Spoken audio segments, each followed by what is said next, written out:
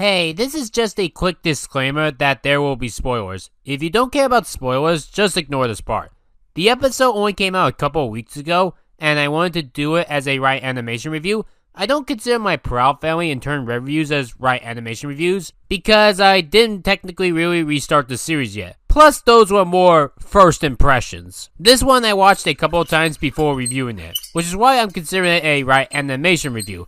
Plus, it's more noticeable. People like it like this here. If you want my short answer, I really enjoyed the series finale. This won't be my last time ever talking about this show, or even this episode, but Frog Tales is cancelled for now due to lack of views. Maybe someday I'll bring it back, I don't know. But I will find other ways to talk about Amphibia in the future. Alright, let's begin. So, Amphibia has finally come to an end. I really love this show. It just might be my favorite Disney cartoon of all time. Heck, it might be my favorite show of all time. At least one that is actually finished. I still love SpongeBob more personally, but that show hasn't ended yet and it's technically still making new episodes. In terms of shows start to finish, Amphibia is the best. So let's get right down to it and talk about that finale. Holy fucking shit, this is epic. I think to talk about what makes this episode work is to bring up how we got here. I want to talk about the journey as a whole before we talk about the end of the journey. See all of this here? Let's go punch that moon in its big ugly face. You call that a choice? Of course we'll help.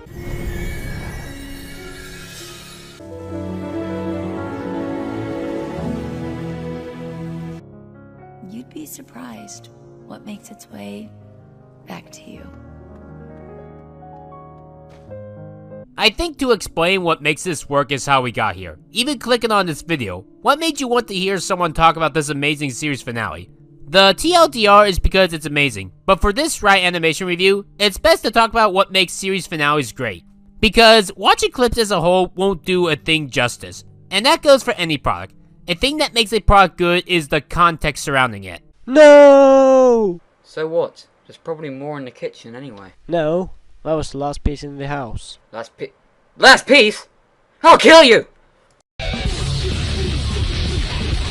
Out of context, you probably wouldn't get that sketch, or think that was terribly animated. But when you realize that it comes from something called Eddsworld, you realize it's from a very popular web series, if you know what that series is and have watched it. To me, that's what makes a show great. The only question that you can ask when watching any show is, am I having fun? If the answer is yes, then you're watching a good show. If the answer is no, then you're watching a bad show. We will begin the elaboration. One 11-minute episode that's bad isn't that bad. The worst that happens is that some random people on the internet throw a tantrum and then they calm down. It's different though if it's several episodes or several seasons of a product not being good. You should be able to give an explanation on why something is fun. It could be because it's funny, it's colorful, it's pleasant, you have a good time watching it with your friends, it gives you hope or teaches you a good life lesson. It's got talented actors, wonderful singing, beautiful looking animation, or just in all, you're having fun. The best shows in existence have the perfect balance. No show is perfect. You'll find flaws in any piece of material. As a critic myself, I will always notice flaws in anything. But flaws should not be a thing to ruin a show.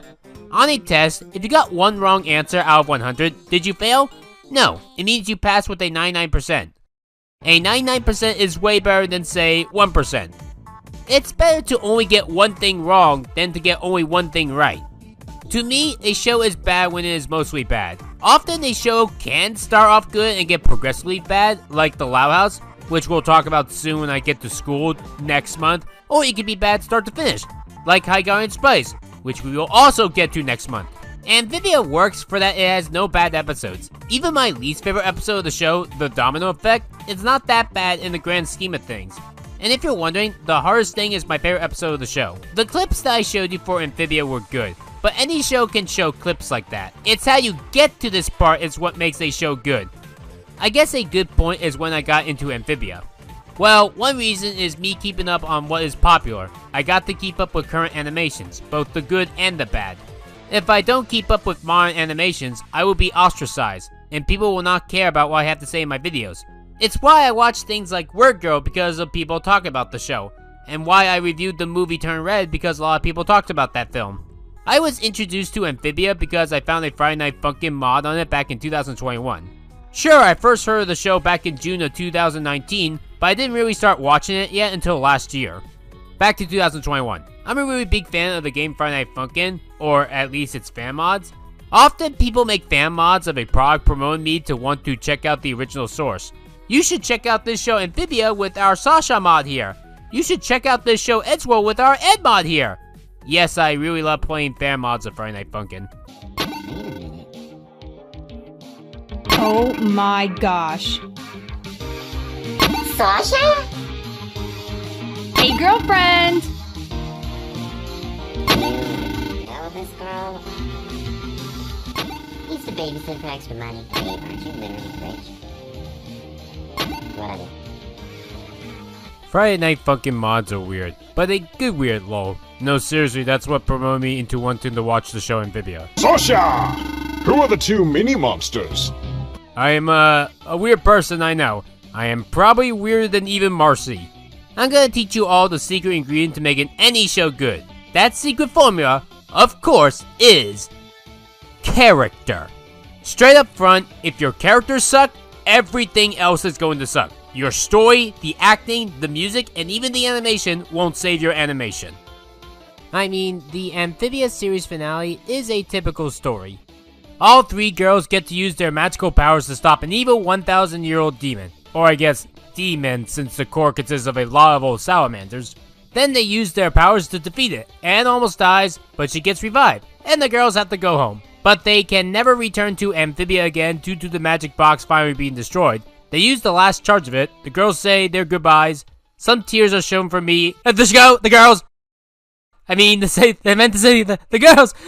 Oh, I can't help it, this is so beautiful. And then we time skip 1 decade into the future, seeing that both worlds are now at peace. Well, technically Amphibia is 9 months into the future, while Anne is 10 years into the future. Weird choice, but okay. I don't know if this is a trend or not to be a success. Like, it seems to be a secret to success, but I'm beginning to think that the secret to making one of the best shows ever is to have your series finale take place years after the events of your current show. Between this, Adventure Time, Arthur, My Little Pony, regular show, and Steven Universe, it seems to be the best option. Hell, if you want to make the argument, Fairy Odd Parents almost did that with Channel Chasers. Though I don't know if this is just a pet peeve of mine, but one thing that I do have to admit what makes Amphibia great is that it does a lot of things right that other shows don't do quite right. I don't think that I can name a single other cartoon where I don't like at least one character. Amphibia is the only show that I can think of where I can't name a single character that I hate, or even dislike. Amphibia does a lot of things right, and that's what helps me enjoy this finale more.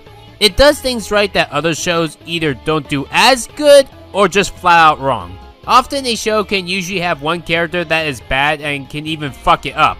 Even something as amazing as Kids Next Door, my previous favorite cartoon before Amphibia, had this problem. Lizzie is still awful. With her annoyance and terrible mannerisms, I went into this in my Cartoon Network 64 episode on the show. It's good that Amphibia has a great balance of its character uses. A problem with some shows is them adding in too many characters, especially seasons later. In Fairy Odd Parents, they were annoying and ruined the show for me, like Chloe and Sparky.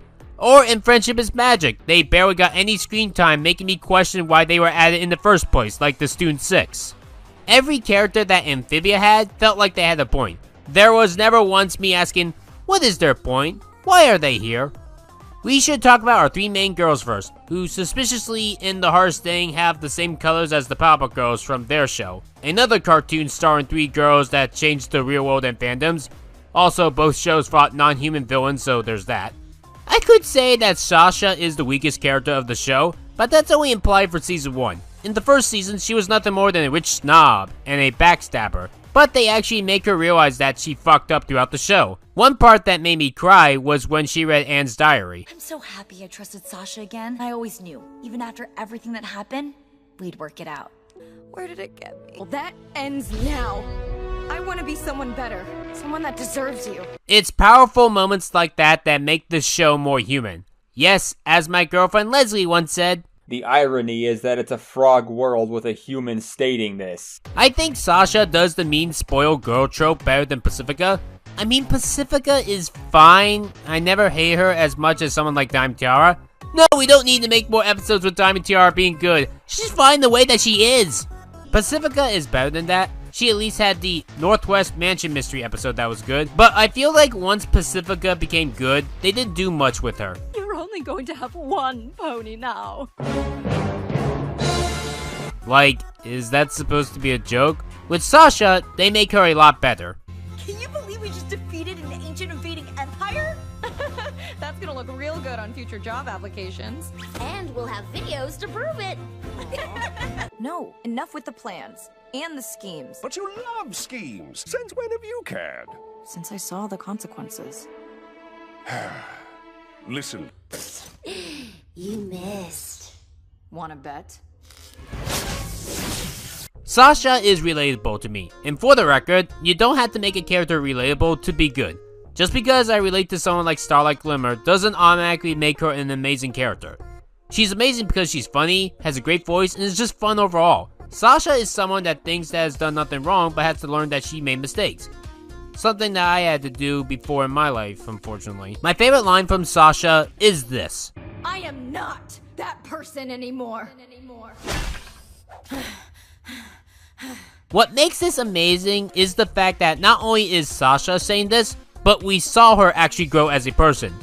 If she was saying this as nonsense, as in she didn't grow, it wouldn't have worked. But because we saw her growth, it makes it all the better. Marcy is another person that screws up a lot, and she falls a lot, to the point that they make that part of her theme song. Woke up in Utopia, rifle down a Down!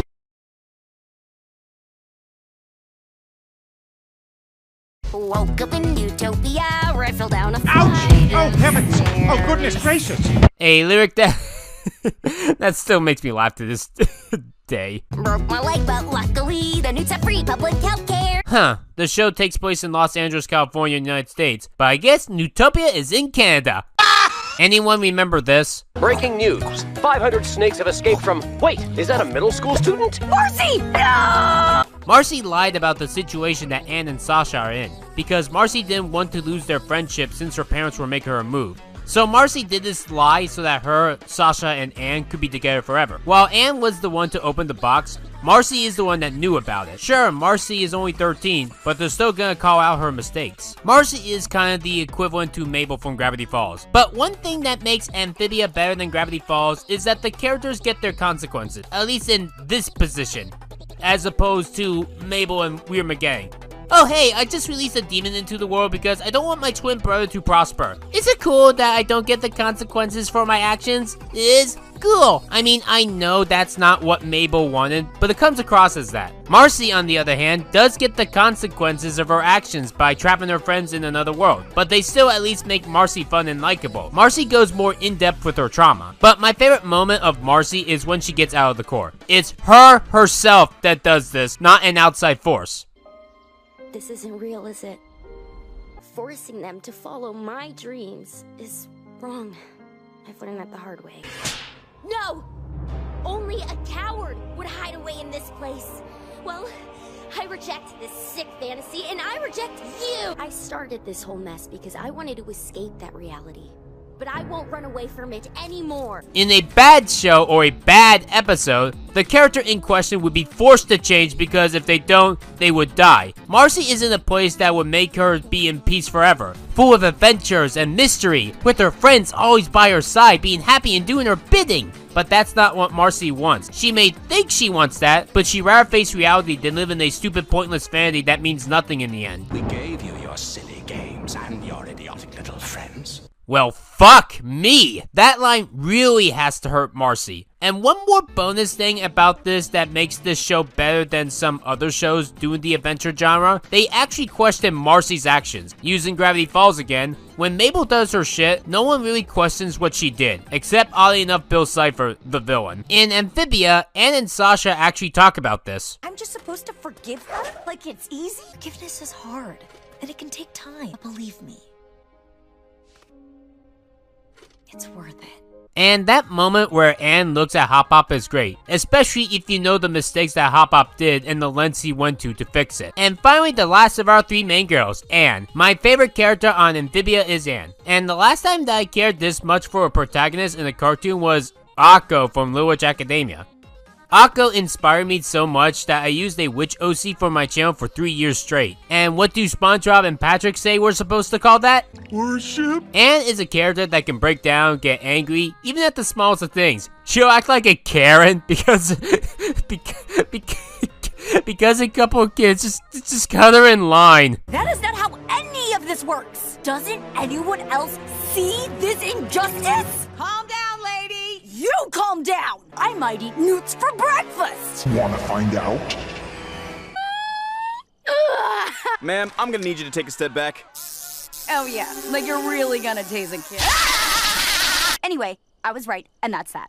She threatens by one, but she's even gonna threaten to eat them! On its own, it's not that interesting, but what makes it work is the balance of not just everything else, but the best character. Anna has a healthy relationship with Sprig, deals with actual heavy emotions with Hop Hop, and Polly's just fun and giggles. That's another thing to bring up. Amphibia has a great balance of emotions. You can be depressed if you want, but if that's all you're gonna be, then I'm gonna ignore you and we will get to her! But Amphibia does a better balance than any other show that I've ever seen. And it's not just our 3 main girls that make this show amazing. The planters are also amazing. Sprig, I think, is a very likable kid character. Sometimes I keep forgetting that the actor for him is actually an adult. He has a great balance of actually being obedient and listening to orders, yet he can also be a very funny troublemaker. Anyone remember when he drank coffee? I'm the Time Lord now. Or that time that he upset a newt when he got a haircut? Yes! Thank you, my good man. And now to put on my hat. Polly is a girl so amazing that if I were to have a child, I want her to be like Polly. With her love of weapons and destruction, to the point that Hop Hop is even proud of it.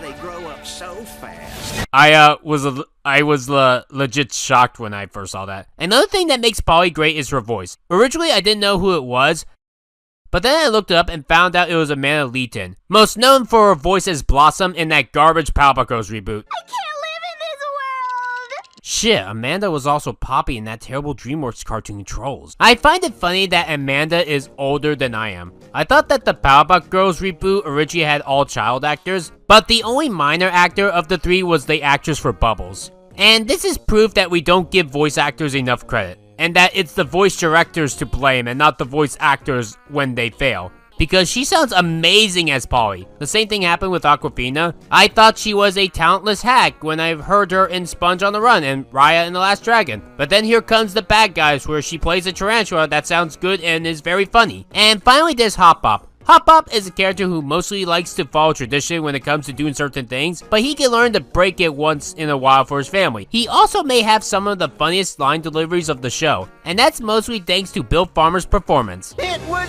me! Yes, that's also the voice of Goofy. Let's see. Walt Disney. Right. A game? A game, yeah. Yeah, a game, okay. Man, okay, Walt Disney. Amphibia is gonna be a show that I come back to years and years from now because of the amazing characters that it has, or had since it is now over. Even the small characters I love. I'm not gonna go over every single character in this video because it would take too long, but I'll list a couple here. Did you know that there are 2 people here that are from Toy Story 2? Wayne Knight, i.e. Al from Al's Toy Barn, plays as Ned in this show. It's me, it's Al. I got an emergency here. Go fuck yourself. Yes, we're all busy. I feel like an outsider, too.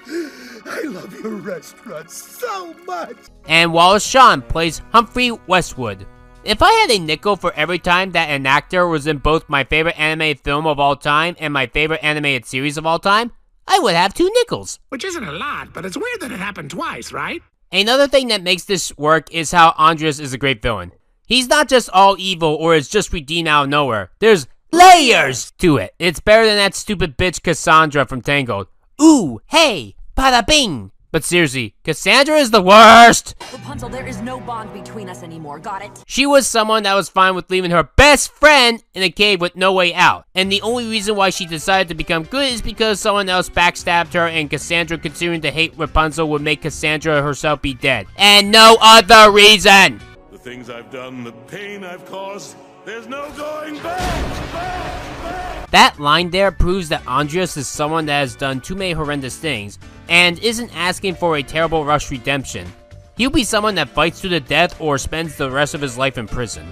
He's also a better handled character going with the Zuko trope. The Zuko trope is a villain that isn't a full-on villain, but has someone else controlling them in some sort of way, like through manipulation. It's better than, say, Hunter from the Owl House, an annoying kid that does similar things but thinks he should be forgiven. But you want to know the strangest thing about Andreas? His plot is literally a ripoff of Johnny Test. Whoa, didn't see that coming. I'm not joking. There's an episode called Johnny Test in Outer Space where Johnny and Doogie go to a different planet that's like Earth. Now, obviously, Amphibia does it much better, but that's because Johnny Test was trying to do Star Wars, but everyone else was vegan. Anywho, in that episode, the villain wanted to go to Earth to take its resources, and that's it. Just like what Andreas is doing. King Andreas was the character that I was most worried about getting right, because a lot of shows do screw up their villains, but I think they made King Andreas work. For one, there's no twist villain nonsense or anything that confuses the audience. Oh hey guys, Discord from My Little Pony was Grogar the whole time, even though that goes against his character in every single way, and it would have been easier to just have these two as separate characters to make the plot more sense.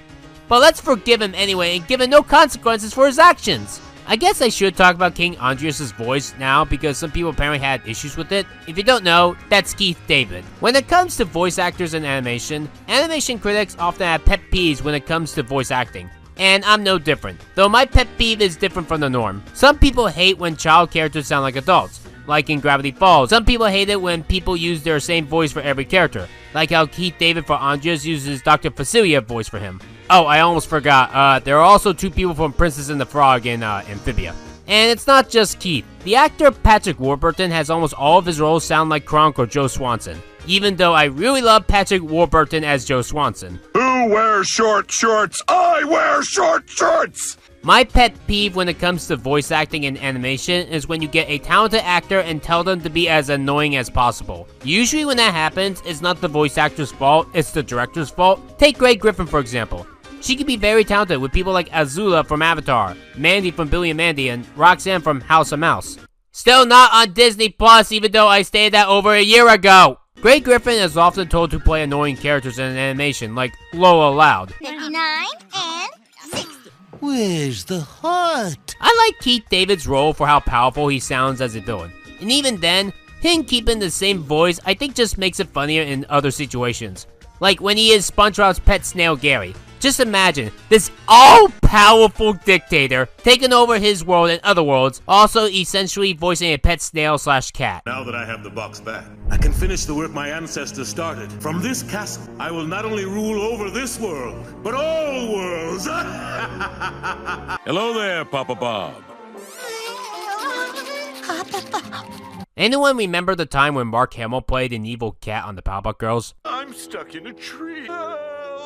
Oh, be quiet. Bad kitty. You're barking up the wrong... you're meowing up the... Also, King Andreas can be funny even when evil. Eliminate potato chip. Okay, forget the chips. Kill the girl. Get the book. Hey, Andreas! Merry Christmas! Hey, thanks. You too. Wait, no. And lastly for now, there's Mr. and Mrs. Boonchoy. While there are way more characters to talk about, this is the last one I will bring up for now. I want to focus on the main characters in the series finale. These two are some of the most fun parents in all of animation. They might just be my favorite Disney parents ever. Hey X, when the battle's over, can we keep this stuff? That is proprietary government property, Mr. B. So, that's a maybe? Please, guys, please protect Mr. B, guys. He's a sweet cinnamon bun. He's done no wrong. He's an awesome dad.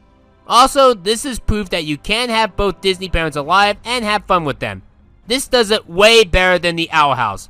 The difference between the two mothers is like night and day. A demon realm? Magic? Were you trying to live out some witch fantasy? You come home, promise you'll stay here? Hola, Mama. I know you don't want me staying in the demon realm, but I'm recording this because I think we can find a middle ground. I was wrong. Don't be silly, Anne. You have grown so much. You're not my little girl anymore, Anne. We'll be with you the whole way, right here. I'm pointing to your heart in case you didn't get it. I got it, Dad. Anne, take care. We love you. One thing that is also wise to do is choose your references wisely. Amphibia has had a lot of references over the years, One episode had Marcy playing on a Nintendo Switch. It's not random like, say, Total Dramarama, where it makes you question the characters' ages since they're kids now when they were teenagers years prior. Amphibia takes place in modern time, at least the late 2010s or early 2020s. You can make references work, but they need proper context. Otherwise, you end up doing what Dan Schneider did in Kid Danger and reference Back to the Future out of nowhere. Sometimes it's fun Easter eggs like when Amphibia randomly referenced the game Earthbound. But sometimes the Easter eggs can be even more to the point, like when it referenced other shows on Disney like Pepper Ann and Gravity Falls. Say, Mr. Pons, you ever get the feeling that we exist simultaneously in multiple parallel universes? You been licking yourself again, Frog Zeus? Caught me again, Mr. Pons. Of course, other shows have done that as well, but I still think Amphibia did a good job with them. They don't stop the plot. The previous knowledge on these products do help make the references or jokes better, and it's invisible or seems normal if you don't recognize it. You can even reference previous incarnations of your own show. Hold on, back up. You're telling us there's a whole world of talking frogs called Amphibiland? Get it? Because Amphibia was gonna be called Amphibiland in production. Oh geez, why does Marcy look like she's trying to be like the Peanuts character Marcy? Same name, I bet. I think the best reference of the show is actually the intro itself.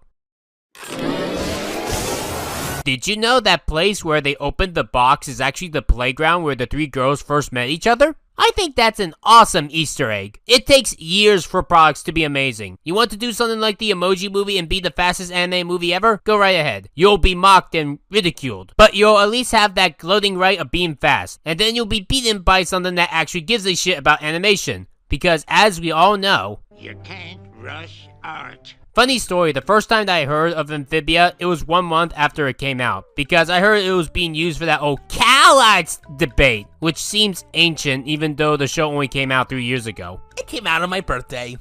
That is true.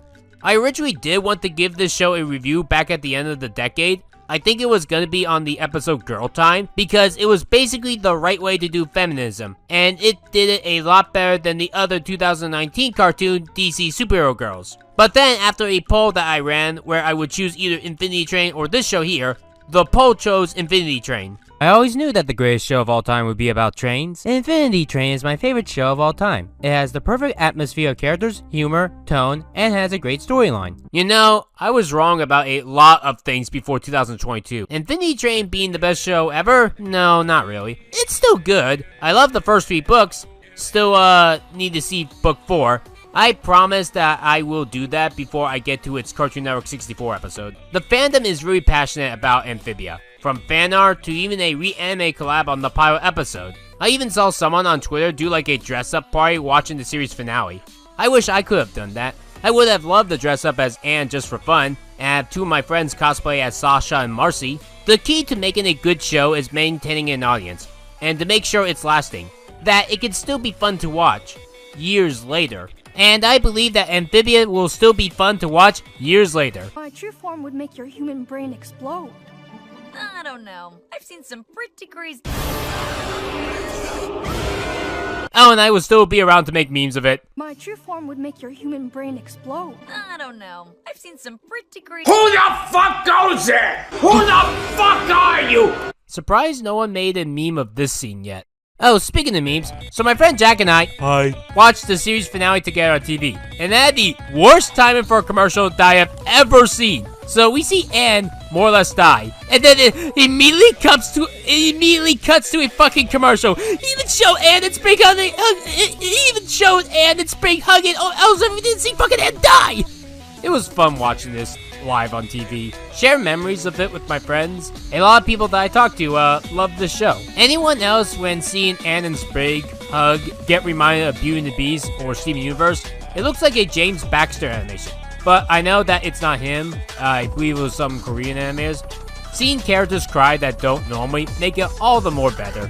Commander. Lieutenant. I'm gonna miss you so much! As soon as I find the pieces of my heart and put them back together. I think even the part of Marcy forgiving Andreas was shocking. In a good way, mind you, because he honestly did not expect forgiveness. The things I've done, the pain I've caused, there's no going back!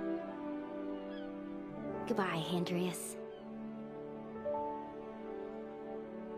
Take care, kiddo. I love how in the future Anne named the frog Sprig. Aww, she works with amphibians now. She's a herpetologist at the Aquarium of the Pacific. Hey guys, remember when Anne used to be disgusted with frogs? Ugh! Frogs are the worst. What's his name? I named him Sprig, after a dear, dear friend of mine. Thanks, Frog Lady. That's character development right there. Look at her now. She loves frogs. They're her life to her. And with all that said, that's what makes this series finale great.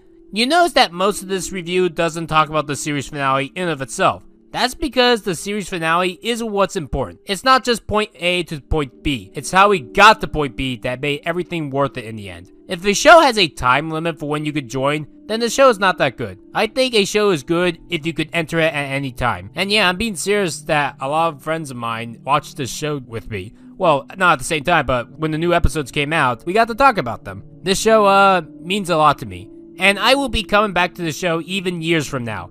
This will definitely not be the last video that I will make on Amphibia. I am Return Frogtails. I have decided to return that series. Heck, I'll announce it now. Why not? Next year, when this episode turns 1 year old precisely, so May 14, 2023 at 8 p.m. Eastern Standard Time, I'm gonna do a gigantic essay on Amphibia. An over 3-long analysis on it. And I'm gonna call it Amphibia is Amazing and Here's Why. Because it really is the best show ever made. And I want to give the show the justice that it deserves. Because this review here is not good enough for all the things I want to say about this show. As for now, for Anne, Sasha, and Marcy, I really do love their friendship.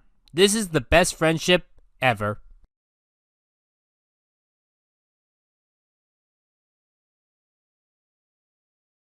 Thank you for watching this video. This video was edited by me, Rebecca. If you liked the video that you saw, consider supporting me on Patreon in the description below. Your name will appear at the end of every video, and your OC will be at the beginning of every video. To follow me on any other piece of social media, please check the description below.